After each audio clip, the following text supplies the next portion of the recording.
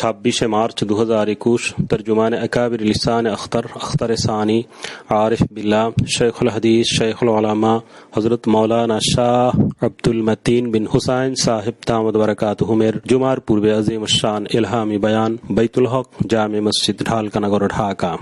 रमजान एवं शाबानेर तात्पर्य निये ए बयानटी बारबार शुनते थाकार मतो।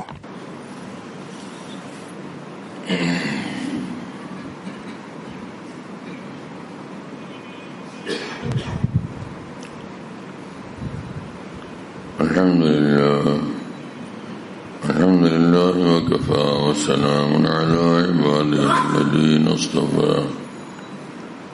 अम्मा बअद फ़अऊज़ु बिल्लाहि मिनश शैतानिर रजीम बिस्मिल्लाहिर रहमानिर रहीम वमा ख़लक़तुल जिन्ना वल इंसा इल्ला लियअबुदून सदक़ल्लाहु मौलाना अज़ीम।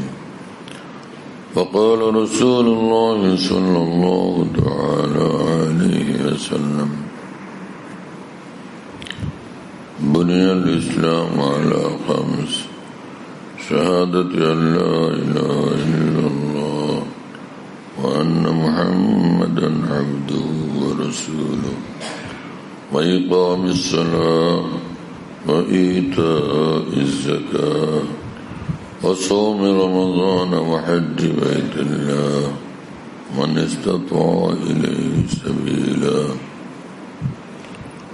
وقال رسول الله صلى الله تعالى عليه وسلم من صام يوما في سبيل الله بعد الله وجهه عن النار 70 خريفا أو كما قال رسول الله صلى الله تعالى عليه وسلم।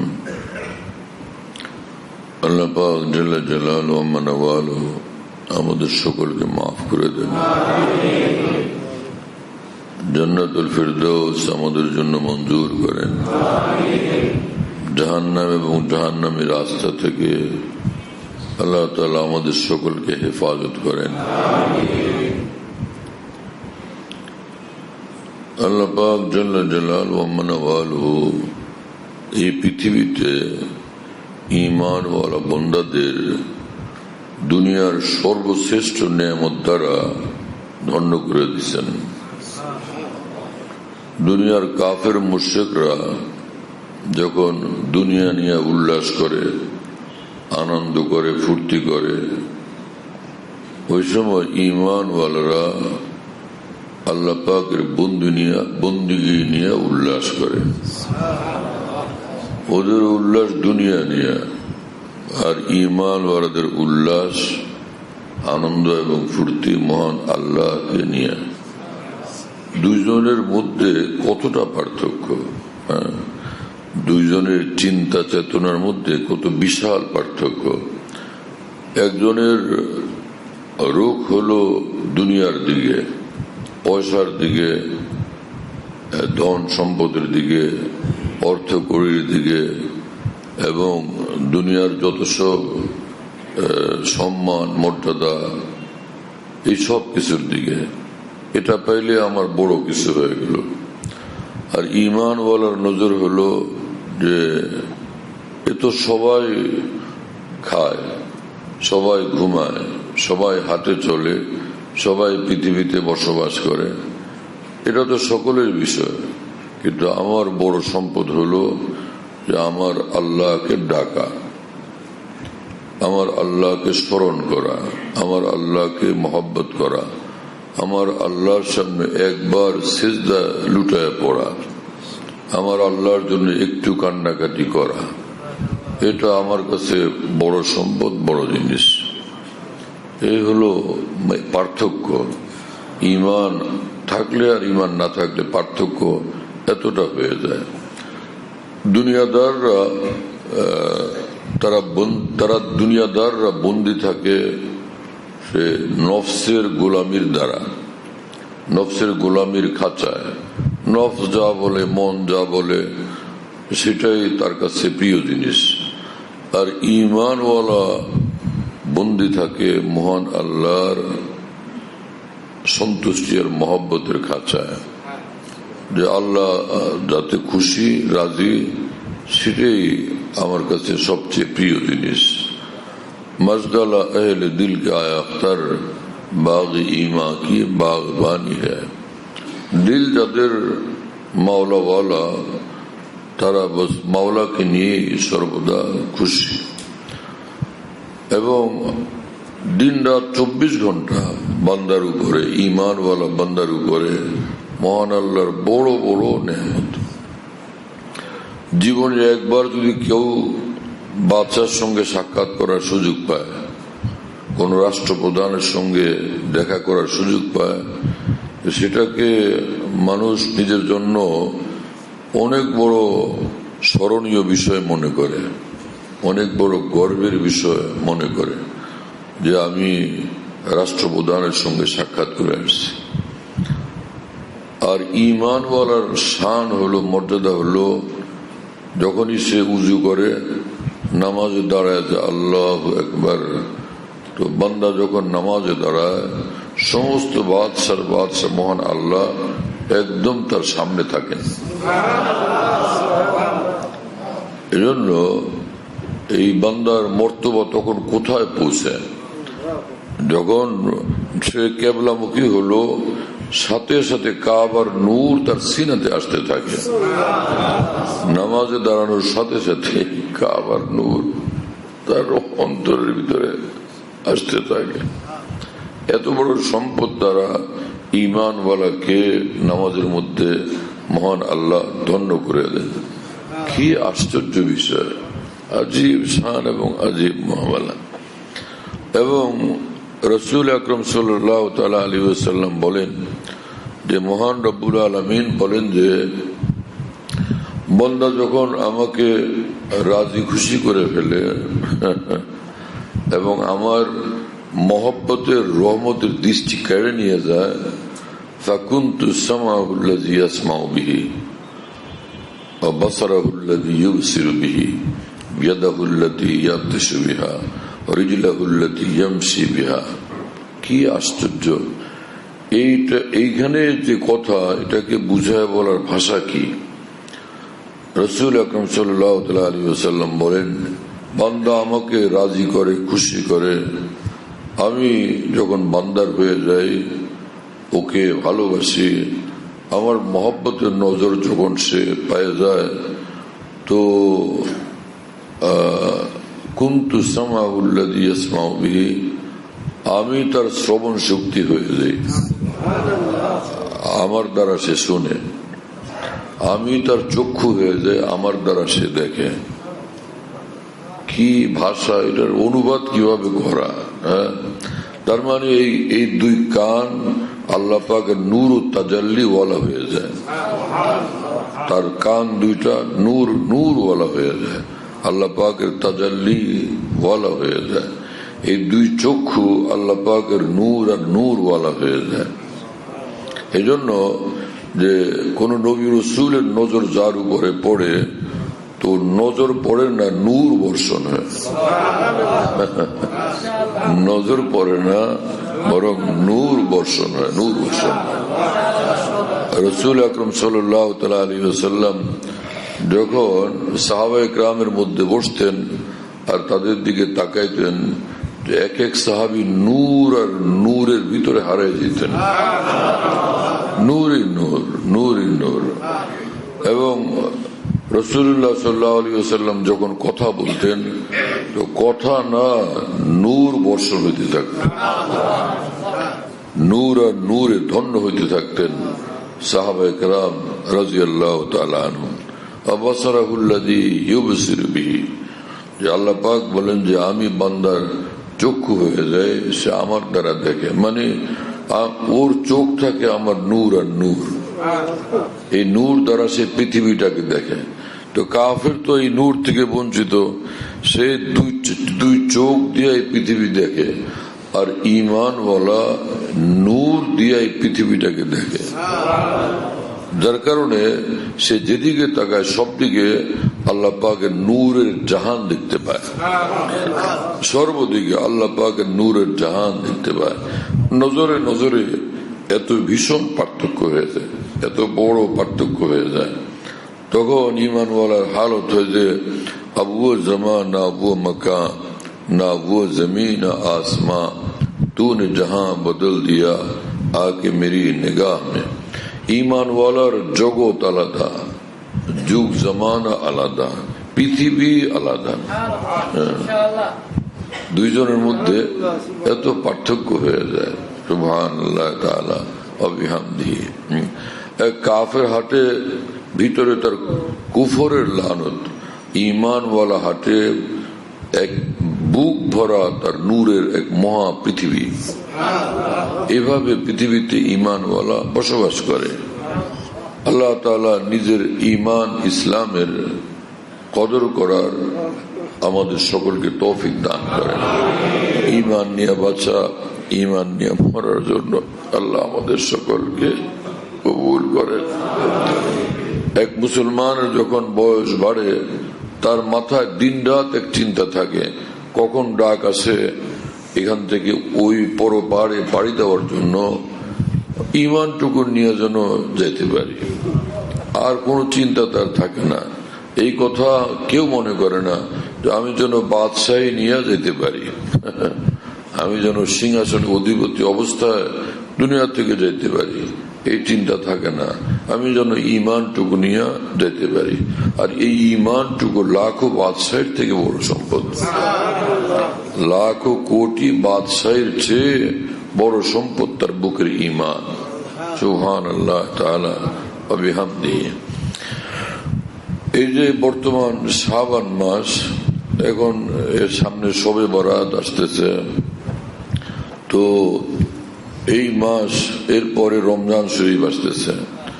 রাসূল আকরাম সাল্লাল্লাহু আলাইহি ওয়াসাল্লাম শাবান মাসে এক ভিন্ন রকম থাকতেন, ভাব ভাব অবস্থা এমনটা পরিবর্তন হতো যাতে বোঝা যেত যে কোনো নতুন কোনো ব্যাপার আছে, নতুন কোনো বড় বিষয় আছে। তার মানে রাসূল আকরাম সাল্লাল্লাহু আলাইহি ওয়াসাল্লাম মানসিক ভাবে, আত্মিক ভাবে, রুহানি ভাবে রমজান মুবারকের জন্য প্রস্তুতি নিতেন।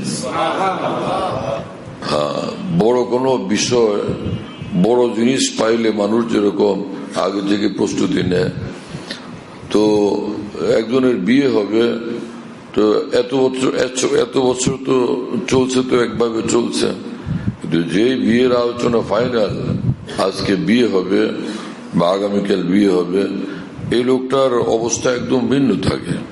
চাল চলন, আচরণ এবং চোখের চাহনি, কথাবার্তার ঢং। আর যেদিন বিয়ে হচ্ছে সেদিন তো একদম ভিন্ন রকম মনে হয়, কিন্তু তার আগে থেকে প্রস্তুতি পর্বটা প্রকাশ পাইতে থাকে। তো রমজান মুবারকে মহান রব্বুল আলামিন বান্দাদের প্রতি এত সীমাহীন রহমত নাজিল করেন, এত নূর নাজিল করেন। এক এক বান্দাকে আল্লাহ পাক এত বড় ধন দেন, এত বিশাল ধন দেন, এত অফুরন্ত ধনে ধন্য করে দেন, যার জন্য এই রাসূল পাক সাল্লাল্লাহু আলাইহি ওয়াসাল্লাম তালিম করতেন যে আগে থেকে যেন সেটার জন্য প্রত্যেক মুমিন প্রস্তুতি গ্রহণ করতে থাকে। রমজান মুবারক তো শুরু হলো মানে রহমতের ঝড় তুফান শুরু হয়ে গেল, রহমতের ঝড় তুফান। রমজান শুরু হলে সূর্য ডুবার সাথে সাথে অনুভব হয় যে কি হয়ে গেছে জানো, পৃথিবী একদম চেঞ্জ হয়ে গেছে। আর সব মানুষ, সব মুসলমানরা সেটা উপলব্ধি করতে থাকে। গুনাহগার মুসলমান পর্যন্ত উপলব্ধি করে যে তার চাল চলন, কথাবার্তা এতদিন যেমনটা ছিল সারা বছর, রমজানে তেমনটা থাকে না। আর যারা আমলওয়ালা মানুষ, ইবাদত বন্দিগিতে অভ্যস্ত, তাদের তো একদমই ভিন্ন চিত্র হয়ে যায়। সন্ধ্যা একরকম, সকাল একরকম, দিন একরকম, রাত একরকম, সব সময় আল্লাহ পাকের ধ্যান, আল্লাহ পাকের জিকির, আল্লাহ স্মরণ, এর ভিতরে মশগুল থাকে এক ঈমানওয়ালা সর্বদা। সারা বছরে যতটা আল্লাহ পাকের ইবাদত বন্দেগীর দিকে তার মনোযোগ থাকে, রমজান মুবারকে তার চেয়ে লক্ষ কোটি গুণ তার মনোযোগ আকৃষ্ট হয়। এমনই এক অবস্থা হয়ে যায়। রাসূল আকরাম হযরত আম্মাজান আয়েশা সিদ্দিকা রাদিয়াল্লাহু তাআলা আনহা বলেন, রাসূল পাক সাল্লাল্লাহু তাআলা আলাইহি ওয়াসাল্লাম রমজানে পুরা রোজা তো রাখতেন, পূর্ণ রমজান। রমজান ব্যতীত আর কোন মাসে এত রোজা রাখতেন না যতটা নফল রোজা রাখতেন তিনি এই শাবান মাসে। বর্তমান এই চাঁদের মাসে যত বেশি নফল রোজা রাখতেন। এই নফল রোজা রাখার দ্বারা এটা হলো রমজানের প্রস্তুতি। আল্লাহ পাক আমাদেরকে তৌফিক দেন। এবং রাসূল আকরাম সাল্লাল্লাহু আলাইহি ওয়াসাল্লাম বলেন যে বান্দা যে এক একটা রোজা রাখে, এক একটা রোজার দ্বারা আল্লাহর সঙ্গে কতটা সম্পর্ক পয়দা হয়, কতটা উন্নতি হয়, কতটা অগ্রগতি হয়, জান্নাতের পথে কতটা সে আগায় যায়। আল্লাহ রাসূল সাল্লাল্লাহু আলাইহি ওয়াসাল্লামের ভাষায়, মান সামা ইয়াওমান ফি সাবিলিল্লাহ, যে ব্যক্তি আল্লাহর সন্তুষ্টির জন্য একটা নফল রোজা রাখে, বাদাল্লাহু ওয়াজহাহু আনিন নারি 70 খরিফান, আল্লাহ পাক তার মধ্যে আর জাহান্নামের মধ্যে 70 বছরের দূরত্ব পয়দা করে দেন। জাহান্নামকে তার থেকে 70 বছরের দূরত্বে নিয়ে যান, এত দূরে সরাই দেন। 70 বছর, কি ব্যাপার, মামুলি বিষয়। এক রোজার দ্বারা এতটা তারাক্কি হয়, এতটা উন্নতি হয়, এতটা আল্লাহ পাকের সঙ্গে সম্পর্ক পয়দা হয়, এতটা জান্নাতের পথে বান্দা আগায় যায়। এই যদি হয় নফল রোজার হালত, তো ফরজ রোজার মধ্যে তার কি দৌলত নসিব হয়। কারণ হাদিস শরীফে, হাদিসে কুদসিতে মহান রব্বুল আলামিন বলছেন, আমার বান্দা ফরজের দ্বারাও আমাকে খুশি করার চেষ্টা করে, নফলের দ্বারাও আমাকে খুশি করার চেষ্টা করে, কিন্তু বেশুমার নফলের চেয়ে এক এক ফরজের দ্বারা বান্দা আমার অধিকতর নৈকট্য লাভ করে। হাজারো লাখ নফলের দ্বারা বান্দা আল্লাহ পাকের কতটুকু কাছে যেতে পারে, তো এক একটা ফরজের দ্বারা তার চেয়ে অনেক বেশি আল্লাহ পাকের নৈকট্য অর্জন করে, অনেক বেশি আল্লাহ পাকের রহমতের দৃষ্টি সে আকৃষ্ট করতে পারে এক একটা ফরজ আমলের দ্বারা। আচ্ছা, পারলে আইসো, সুযোগ হলে দেখো আইসো। এটা তো আসতে পারলে ভালো। আর লোক ভোরে কিন্তু আমার সঙ্গে ভোরে ভোরে দেখা করবা। বাদশাহ যদি কাউকে বললেন যে ভোরে ভোরে কিন্তু আমার সঙ্গে দেখা করবা, তো এই লোক কখন রওনা হবে? এই লোক কোন সময় রওনা হবে দেখা করার জন্য? কত আগে থেকে তার চিন্তা ফিকির প্রস্তুতি থাকবে। আর এই ভোরবেলার সাক্ষাৎ, এমনি সুযোগ হলে আইসো, মাঝে মাঝে দেখা করো, সেটা হলো এক বিষয়, সুযোগ হলো গেল। কিন্তু ভোরে ভোরে আইসো, এই কথাটা কত ভারী যখন বাদশার জবানে সেটা উচ্চারিত হয়। নফল আমল হলো, যদি পারো তোমরা কিছু করো, করলে আমি খুশি হব, এ হলো নফল আমল। আরেকটা হলো যে 5 ওয়াক্ত নামাজের সময় হলেই আমার সঙ্গে আমার কাছে আসবা, 5 ওয়াক্তে আমি তোমাদেরকে আমার কাছে পাইতেছি। ওই সময় যখন বন্দা আসে, সমস্ত বাদশার ডাকে নির্দেশে সাড়া দিয়ে সে আসে, আদর্শ পালনের জন্য সে আসে। এটা কত ভারী বিষয়, কত বড় বিষয়। তো 12 মাস নফল রোজা রাখে, তো এটা তো এমন একটা বিষয় যে তোমরা যদি পারো তো নফল রোজা রাখবা, এটা আমি খুশি হব, হ্যাঁ, আমার সঙ্গে তোমাদের মহব্বত বাড়বে, এইরকম বিষয়। রমজানের রোজা, এটা আল্লাহ পাক পবিত্র কোরআনে বলছেন যে এটা তোমাদের জন্য ফরজ করে দিলাম, হ্যাঁ। এবং কিসের জন্য? লাআল্লাকুম তাত্তাকুন, যাতে তোমরা রমজানের রোজার বরকতে একদম ধুয়ে মুছে পরিষ্কার হয়ে যাও, একদম সাফ হয়ে যাও, একদম পবিত্র হয়ে যাও। রমজানের রোজা হলো বান্দাকে একদম ধুয়ে পরিষ্কার বানানোর ব্যবস্থা। এতদিন যা হয়েছে ফাঁকে ফাঁকে তোমাদের কিছু ভুল বিচ্যুতি ঘটছে, কিছুটা আবর্জনা, ধুলাবালি, এর দ্বারা তোমরা মলিন হয়ে গেছো। তো রমজানে আল্লাহ পাক রহমত নূরের এমন ঝড় বইবে আর এমন ইবাদতের তৌফিক হবে, এর বরকতে ধুয়ে মুছে একদম পরিষ্কার হয়ে যাবে। কোরআনের ভাষায় কুতিবা আলাইকুমুস সিয়াম, যে তোমাদের উপর রোজা ফরজ করা হলো, কামা কুতিবা আলাল্লাযীনা মিন ক্বাবলিকুম, যে যেমন তোমাদের পূর্ববর্তী যারা ছিলেন তাদের জন্য এরকম রোজা ফরজ করা হয়েছিল। তো উদ্দেশ্য কি? লাআল্লাকুম তাত্তাকুন, যাতে তোমরা একদম ফ্রেশ হয়ে যাও। এমনি আমরা তর্জমা করি সাধারণত যে যাতে তোমরা মুত্তাকি হয়ে যাও, মুত্তাকি হও, যাতে তোমরা পরেজগার হয়ে যাও। তো মুত্তাকি পরেজগার কি জিনিস? যাতে সব কিছু থেকে ফ্রেশ হয়ে একদম মাওলার হয়ে যাও, সব কিছু থেকে আলোক হয়ে খালেস আল্লাহর হয়ে যাও। এই উদ্দেশ্য হলো রমজানের রোজা। এতে বোঝা যায় যে এক এক দিনের রোজায় বান্দা কোন পর্যন্ত পৌঁছছে। এই জন্য হাদিসে কুদসিতে আছে, আল্লাহ পাক জাল্লা জালাল ওয়া মানওয়ালু বলেন যে যে কোনো নেক আমল করবা আমাকে খুশি করার জন্য, যে কোনো নেক আমল করলে, আমল করলা একটা কিন্তু আমি ধরবো তুমি করছো 10টা, এই সেজদা দিলা একটা কিন্তু আমার হিসাবে এটা জমা হবে 10টা, পড়লা 1 রাকাত আমার হিসাবে নিশ্চিত জমা হবে 10 রাকাত। আজব এক সিস্টেম। হজ করলো একটা কিন্তু আল্লাহ পাকের হিসাবে এটা আমল নামে জমা হবে নিঃসন্দেহে 10টা হজ, তাই না? দিল 1000 টাকা কিন্তু আল্লাহ পাকের রাস্তায় জমা হবে নিঃসন্দেহে 10,000 টাকা। যে কোনো নেক আমলে আল্লাহ পাকের এটা সাধারণ বিধান। এতে বোঝা যায় বান্দার প্রতি রব্বুল আলামিনের কি দয়া, কি মায়া, কি মহব্বত। ঈমানওয়ালার সঙ্গে সর্বক্ষেত্রে মহান আল্লাহর ব্যবহার, সম্পর্ক, আচরণ, তার মহব্বতের ধরন এতটা বিস্ময় করো। এ বেচারা করলো কি আর আল্লাহ পাক দিলেন কি? মানে ধুলা জমা দিলে বিনিময়ে হীরা কাঞ্চনের এক সাগর দিয়ে দেন আল্লাহ তাআলা।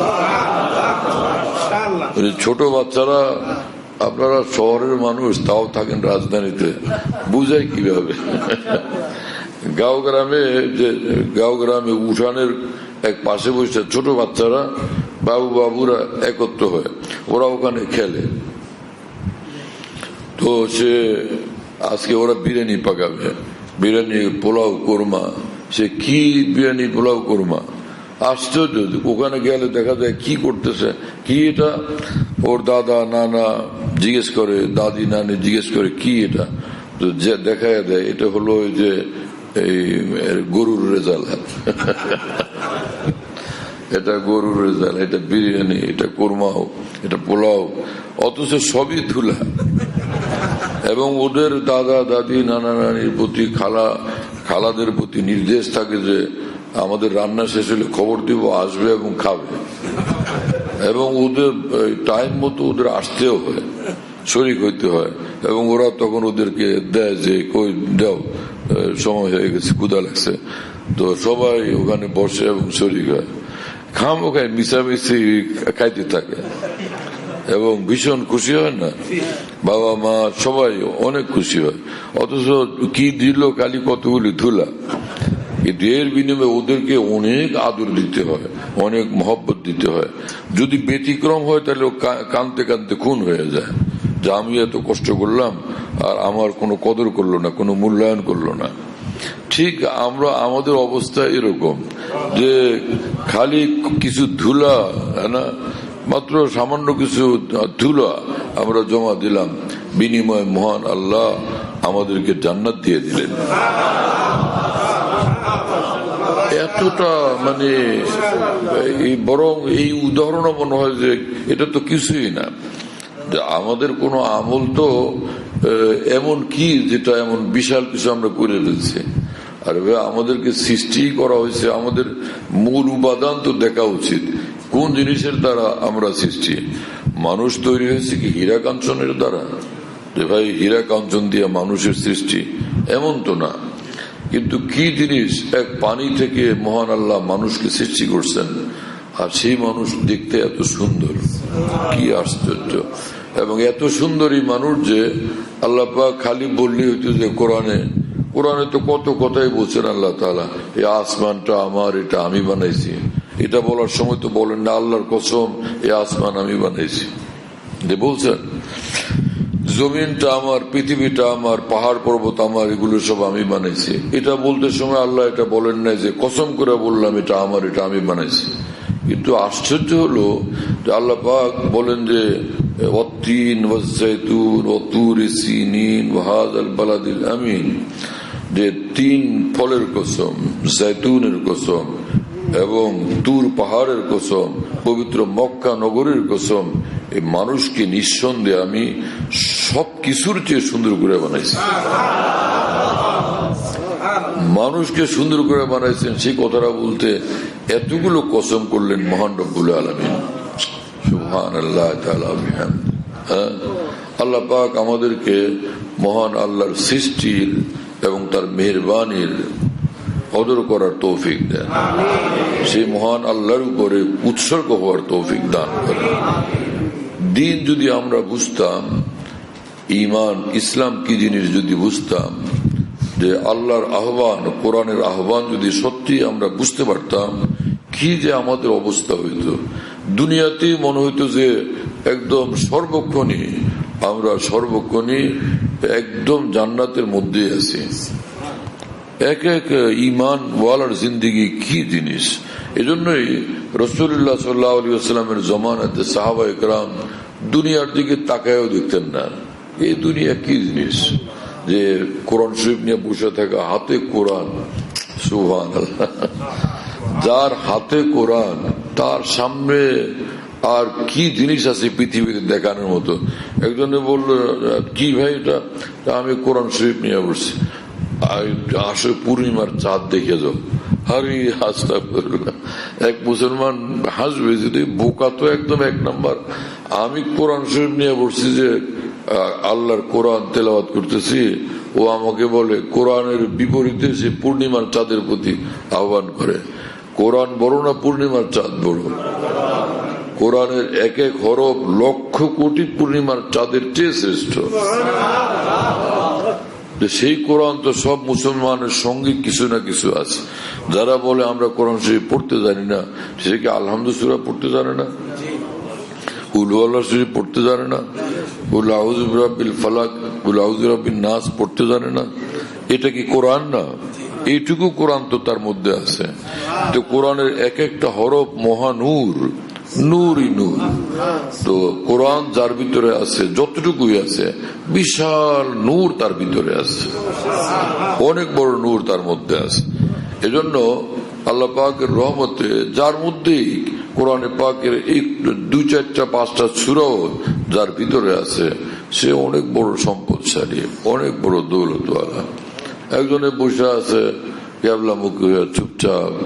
আরে ভাই বসে আছেন এখানে, আসেন ওখানে, বন্ধু বান্ধবরা আড্ডা দিতেছে, খুব মজার আড্ডা, জমছে ভালো। ও বেচারা কি বলবে যে পাগল তো জম পাগল। কেন? কারণ সে বসে আছে কি জন্য? বসে আছে সে মহান আল্লাহর সঙ্গে বসে আছে।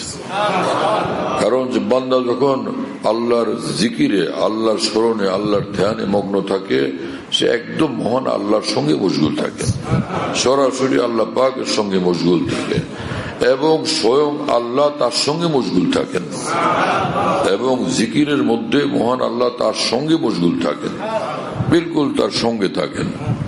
এইরকম এক সম্পদ, এইরকম এক নেয়ামত আল্লাহ পাক জাল্লা জালালুহু ওয়া মানওয়ালুহু আমাদেরকে এই জীবনের কদর করার তৌফিক দান করেন। জীবনের প্রতিটি দিন রাত অনেক দামি, অনেক মূল্যবান যদি আমরা বুঝতে পারি। قال رسول الله صلى الله عليه وسلم كل الناس يغدو فبايع نفسه فموبقها أو موثقها। রাসূল পাক সাল্লাল্লাহু আলাইহি ওয়াসাল্লাম বলেন, প্রতিটি মানুষের জীবনে সকাল আছে, ভোর আছে। প্রতিটি মানুষের ভোর হয়, বারবার তার সামনে আজকের ভোরবেলা, কালকের ভোরবেলা, দিন আসলো। যখন দিন শুরু হলো, আজকের দিনের কর্মের দ্বারা, কাজের দ্বারা, আমলের দ্বারা, আচরণের দ্বারা হয় সে জান্নাত খরিদ করবে এবং জাহান্নাম থেকে মুক্তি লাভ করবে, আর না হয় সে আজকে নিজেকে ধ্বংস করে জাহান্নামে পৌঁছে দেবে। সেটা তার দায়িত্বে। সে যেদিকে ছুটবে সেই ঠিকানায় পৌঁছবে।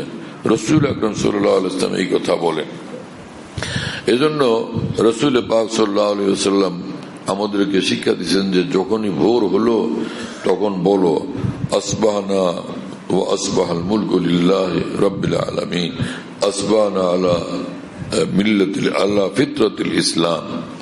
যে আমার ভোর হলো, আমার এই নতুন দিন শুরু হলো ইসলাম সহকারে, আল্লাহর আনুগত্যের সহকারে ও আনুগত্য সহকারে, আল্লাহ পাকের মহব্বত সহকারে, বন্দেগী সহকারে, একজন মুসলিম হিসাবে, একজন ঈমানওয়ালা হিসাবে ইসলামের পরিচয়, একজন মুসলিমের পরিচয়, আল্লাহ পাকের বাধ্যগত এক বান্দার পরিচয়ে আমার আজকের দিন শুরু হলো। এই হলো শিক্ষা রাসূলুল্লাহ সাল্লাল্লাহু আলাইহি ওয়াসাল্লামের। দুনিয়ার সব মানুষের ভোর একরকম, ঈমানওয়ালার ভোর একদম ভিন্ন রকম। কারো ভোর হয় লায়লার সঙ্গে, আর ঈমানওয়ালার ভোর হয় মহান আল্লাহর সঙ্গে। অনুরূপ ভাবে সন্ধ্যা যখন হলো, এখন বলো আমসাইনা আলা ফিতরাতিল ইসলাম ওয়া কালিমাতিল ইখলাস। এবং সন্ধ্যা হলো আমি একজন মুসলিম এবং আমি তাওহীদওয়ালা, আমি আল্লাহর সঙ্গে সম্পর্কওয়ালা। আমার এই সন্ধ্যা তাওহীদের পরিচয়, ইসলামের পরিচয়ের সাথে, ঈমানের পরিচয়ের সাথে, আমি আল্লাহর তালাশকারী এক বান্দা, আল্লাহর অনুগত বাধ্যগত এক বান্দা, এই পরিচয় নিয়ে আমার সন্ধ্যা শুরু হলো, আমার রাত্রির যাত্রা শুরু হলো। কি শিক্ষা! এক একটা ঈমানী শিক্ষা, ইসলামী শিক্ষা কতটা উন্নত, কতটা ওজনওয়ালা, কতটা ভারী এবং কতটা ব্যাপক অর্থবোধক এবং কতটা বড় পরিচয়ওয়ালা মুমিনের জন্য। এই হলো এক মুমিনের দিন এবং রাত। আল্লাহ পাক জাল্লা জালালুহু ওয়া মানওয়ালুহু শাবান মাসের কদর করার আমাদেরকে তৌফিক দান করেন। এবং শাবানের এই 14 তারিখ দিনগত রাতে ইবাদত বন্দেগী করা হাদিস শরীফ দ্বারা প্রমাণিত আছে। বিভিন্ন নফল ইবাদতে মশগুল থাকা, যার যতটুকু তৌফিক হয়, নফল 2 রাকাত নফল নামাজ পড়তে থাকা, বারবার নামাজ পড়া, কখনো দোয়া মোনাজাত করা, কখনো কিছুক্ষণ কোরআনে পাক তেলাওয়াত করা, কখনো জিকির করা, কোন দান সদকা করতে ইচ্ছা করলে দান সদকা করা। যে মানুষের মধ্যে এক ধারণা যে এই রাত্রে কবর জিয়ারত করতে হবে, ওখানে যাওয়াই লাগবে, এমনটা ধারণা করা, তো এর ভিত্তি কোথায়? কবর জিয়ারতের জন্য 12 মাস কি নাই? ওই সময় কবর জিয়ারত করা যায় না? তো এই রাত্রে কবর জিয়ারত করতে গিয়ে প্রচন্ড ভিড় করতে থাকে মানুষ, এবং এতে করে নিজের অন্যান্য আমল ইবাদত করার যে সুযোগ ছিল সেটা থেকে সে নিজেকে বঞ্চিত করে। তো আগের জমানা ছিল একরকম, এখন তো সেরকম না। আগের জমানার লোকজন ছিল অল্প, গেলেও কয়জনের কবরস্থানে গিয়ে পৌঁছতো, এখন তো অসংখ্য মানুষ। এজন্য ওখানে ভিড় করে কি লাভ? ও কবরওয়ালাকে যা কিছু দেওয়ার, এখান থেকে যদি আমরা আমল করে সেটার সব আল্লাহর কাছে বলে পৌঁছে দিই, আল্লাহ আমি যা করলাম আমল এটুকু কবুল করেন, আমার কবরের অমুক আত্মীয় স্বজনকে দান করেন, তো তারা তো বড় দৌলত পেয়ে যাবে। ওখানে পৌঁছে দিবেন আল্লাহ, কবরের ভিতরে আমি তো পৌঁছে দিতে পারবো না। রাসূল আকরাম সাল্লাল্লাহু আলাইহি ওয়াসাল্লাম একবার বললেন সাহাবীদেরকে, তোমরা কি পারবা প্রতিদিন কোরআনে কারীমের 1000 আয়াত তেলাওয়াত করতে? সাহাবা একরাম বললেন, ইয়া রাসূলুল্লাহ ওয়া ইয়াস্তাতিউ যালিকা, প্রতিদিন 1000 আয়াত, রোজ একদিন পড়লাম, 2 দিন পড়লাম, রোজই 1000 আয়াত, অনেক বড় ব্যাপার না, লম্বা ব্যাপার, রোজই পড়তে হবে 1000 আয়াত, তো মুশকিল। ইয়া রাসূলুল্লাহ এমনটা এত বড় ক্ষমতা কার যে রোজই এতটা করবে? তো বোঝা গেল সাহাবায়ে কেরামের এই প্রশ্নের দ্বারা তারা রাস্তা আমাদের জন্য কতটা সহজ করতেছিলেন, সুগম করতেছিলেন। ইয়া রাসূলুল্লাহ রোজ এরকম করা তো এটা মুশকিল, কষ্টকর, দুষ্কর মনে হয়। বললেন যে আচ্ছা, রোজ কি আল-হাকুমুত তাকাসুর সূরা একবার পড়া যাবে? ইয়া রাসূলুল্লাহ এটা কে না পারবে? আগেরটাই বললে যে এটা কে পারবে, সবার জন্য মুশকিল হবে, আর এইটা কে না পারবে? আল-হাকুমুত তাকাসুর সূরা রোজ একবার পড়া এটা কোনো মুশকিল বিষয়? এটা কে না পারে? প্রত্যেকে পারবে। রাসূল আকরাম সাল্লাল্লাহু তাআলা আলাইহি ওয়াসাল্লাম বললেন, আমার উম্মতের কোন মুসলমান যদি একবার আল-হাকুমুত তাকাসুর সূরা পড়ে, সারা দিনের মধ্যে যদি একবারও পড়ে, যে কেউ একবার পড়বে, তো আল্লাহ পাক তাকে পবিত্র কোরআনের 1000 আয়াত পড়ার সওয়াব দান করবে। কি আশ্চর্য! আল্লাহ আল্লাহ, যদি একবার পড়লে 1000 আয়াতের সওয়াব হয়, তো 10 বার পড়লে, এইখানে এক জায়গায় বসে যদি ইতমিনানের সাথে এই আল-হাকুমুত তাকাসুর সূরাই কমপক্ষে একবারও যদি পড়া হলো, আর যদি 10 বার পড়া হলো তো আরো বড় সম্পদ। আর যদি কেউ 20 বার পড়ে তো কয় মিনিট লাগে, আরো বড় জিনিস। তো আল্লাহ আপনি কবুল করেন, এর সব আমার অমুক আত্মীয় স্বজনকে আপনি পৌঁছায় দেন, তাদেরকে দান করেন। সুবহানাল্লাহ, তো কত বড় দৌলত সে পেয়ে যাবে। তো এই রাতটা আমলের জন্য, ইবাদতের জন্য, আল্লাহকে ডাকার জন্য, আল্লাহর কাছ থেকে চাওয়ার জন্য, চাইতে নেওয়ার জন্য, নিতে থাকার জন্য। বান্দা চাইতে থাকে, আল্লাহ পাক দিতে থাকেন। এজন্য আমলে এবং ইবাদতে সকলে মশগুল থাকবো। ঘরের মধ্যে মা বোনদেরকে এই সকল বিষয়ে আমরা বলার চেষ্টা করি, তারা যেন এইভাবে আমলে মশগুল থাকেন। কিছু কিছু এলাকা থেকে এরকম করে মানুষ এই রাত্রি উপলক্ষে ভিন্নভাবে রান্না বান্না, খানা দানা, পিঠা লাঠা এবং বাড়ি বাড়িতে গিয়ে পিঠা বিতরণ, এখানেও সেখানে নানান কিছু প্রোগ্রাম এগুলো মানুষ করে। এগুলো নিজেদের পক্ষ থেকে তৈরি করা জিনিস। এই রাতটা যে সম্পদ, যে দৌলত, যে ধন অর্জনের জন্য আমাদের ব্যয় করা উচিত, যে কাজে মশগুল থাকা উচিত, শয়তানের ধোঁকায় পড়ে এবং সমাজের নানা প্রথাগত বিষয়ের সঙ্গে যুক্ত হয়ে মুসলমানরা আসল বড় ধন থেকে নিজেরা বঞ্চিত হয়ে যায়। এরকমটা করা চাই না। পিঠা 12 মাস খাওয়া যায়, পিঠা খাওয়ার জন্য সে 12 মাস আছে, যত পিঠা খাইতে ইচ্ছা করে আগে খায় নেয়, এই ফাঁকি খায় নেয়, কিন্তু ওই রাত্রে না।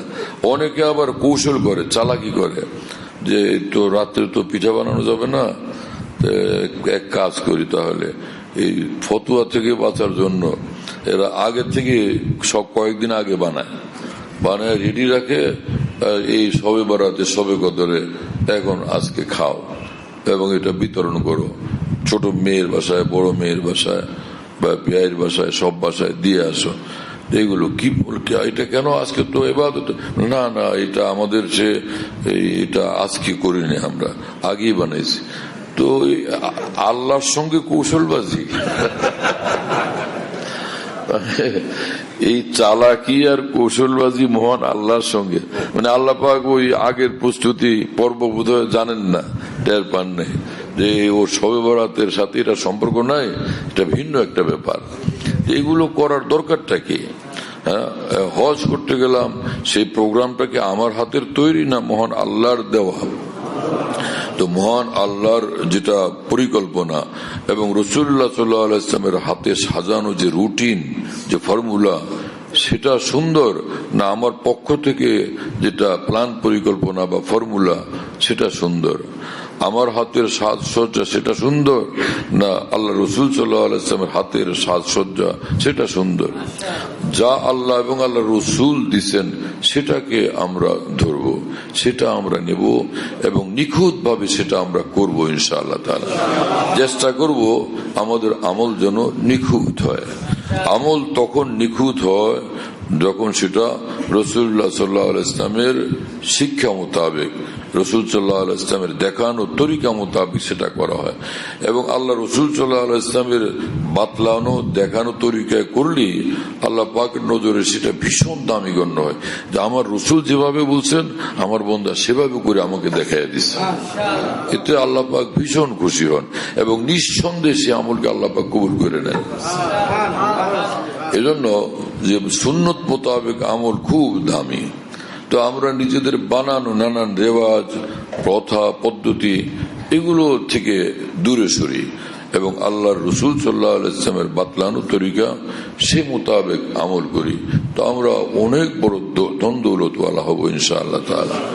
এবং এরপরে আল্লাহ রমজান মুবারক আসতেছে, আল্লাহ তাআলা আমাদেরকে রমজানের রোজা রাখারও তৌফিক দান করে।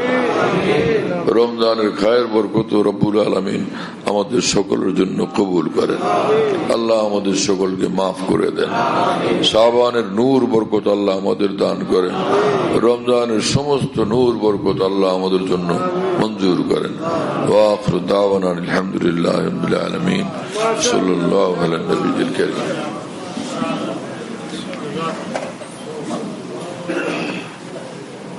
হযরতুল্লাহ দামাত বারাকাতুহুর বয়ান যেখানে বয়ান করেন সব বয়ান নেটের মাধ্যমে, টেলিগ্রামের মাধ্যমে পাওয়া যাচ্ছে। হযরতুল্লাহ দামাত বারাকাতুহু যখন বয়ান করেন, বয়ানটা আমরা দেশ বিদেশ থেকে, দুনিয়ার যে কোনো জায়গা থেকে আমরা পেতে পারি। এই জন্য মুফতি শহীদুল ইসলাম শাহ হুজুরের নম্বরে যোগাযোগ করবেন 01715 80 18 69 80 18 69 01715 80 18 69। যাতে মনে থাকবে ইনশাল্লাহ সবার। 01715 80 18 69। বলো ভাই, 01715 80 18 69। অনেক সোজা তো ভাই, মাশাআল্লাহ, অনেক সোজা।